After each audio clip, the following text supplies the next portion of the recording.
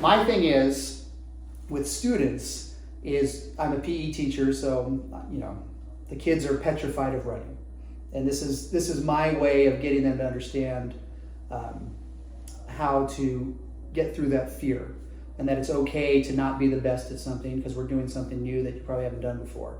So we run the boom at school. It's 1.5 miles.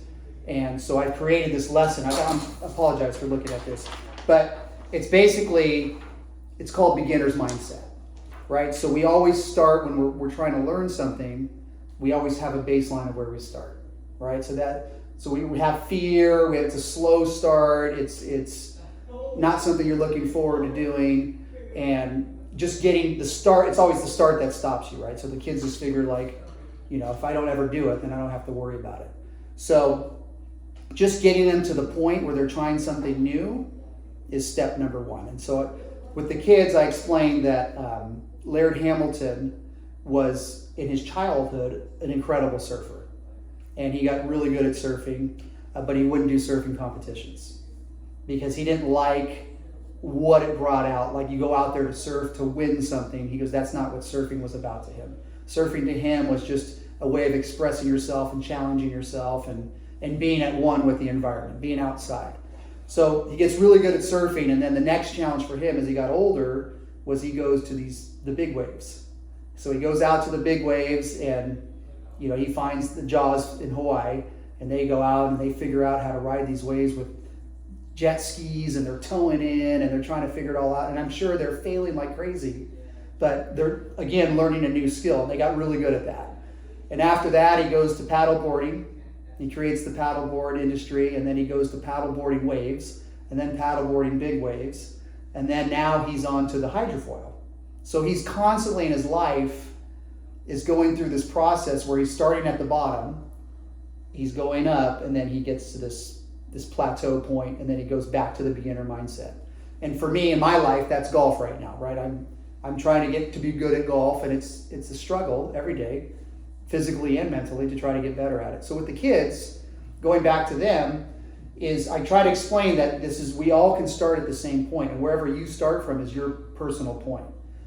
The happiness in what we do is that growth, and where we're getting a little bit better every time. And sometimes the growth will go steep, sometimes it's a shallow growth, but eventually we're going to start to grow. We're going to get better at what we do. If you run enough, you're going to get better at running.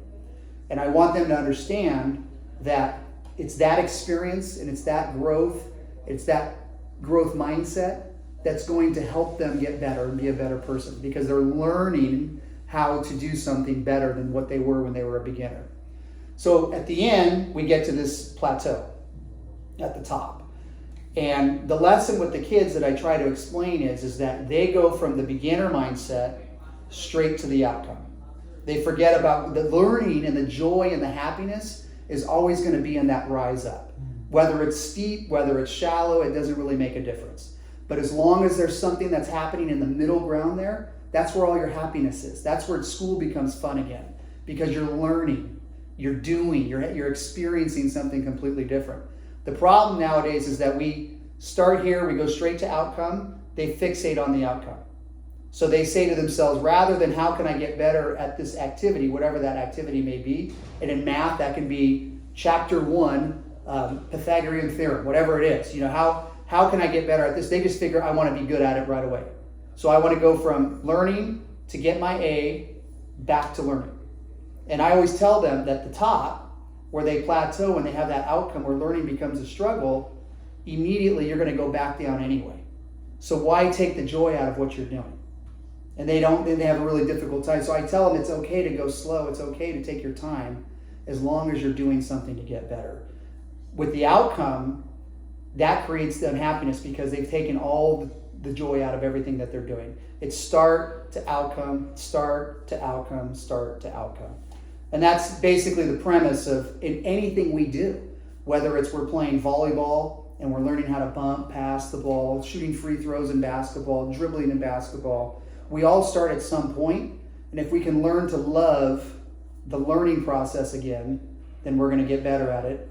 We're going to be happier people overall in the long run.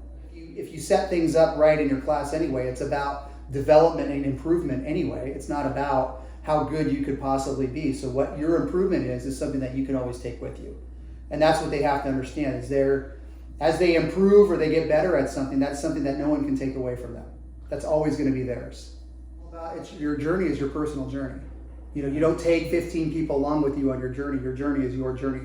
There's people along the journey with you that are going through the same thing, but that's one thing I always explain to them is at the end of the day, when you finish the run, it's about how you feel, or you finish playing a sport, or you do something that's challenging. It's about how you feel at the end of the experience, not how everybody feels about you or tries to make you feel. If you feel good about something, that's for you.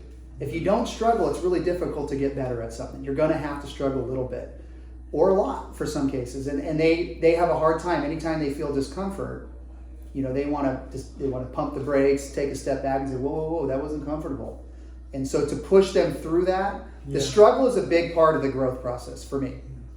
Trying to explain that to the students is they have to understand that there's definitely, you have a choice. You can either struggle and get better, you can go through the motions and get what you want out of it, or you can just completely shut down and do nothing. I mean, those are your options. It's better, you might as well struggle and get something out of it. That's the whole premise of why we're in school anyway, is to be a better person, to grow and move forward. I always ask them, how do you feel? And they say, I feel great. And I said, that's what it's about. That's why we're here. This applies to COVID, the beginner's mindset. Like, oh, we have to teach online now? I don't have to do that. It does. Right? So now I have to go back and say, well, now you have to become a completely different teacher. It was fantastic. That was one of the best years of teaching in my life. Really? Yeah. I created a lot of stuff for them to do, but a lot of lessons that year. Just, okay, we're going to do this. Let's talk about this stuff. And they were involved, they were active, they did a great job. Because when you had PE before, it was just like, well, it was part of the 2-year requirement to get out of high school. I have to do 2 years of PE, yada, yada, yada. And now you can explain and say, guys, it's bigger than that.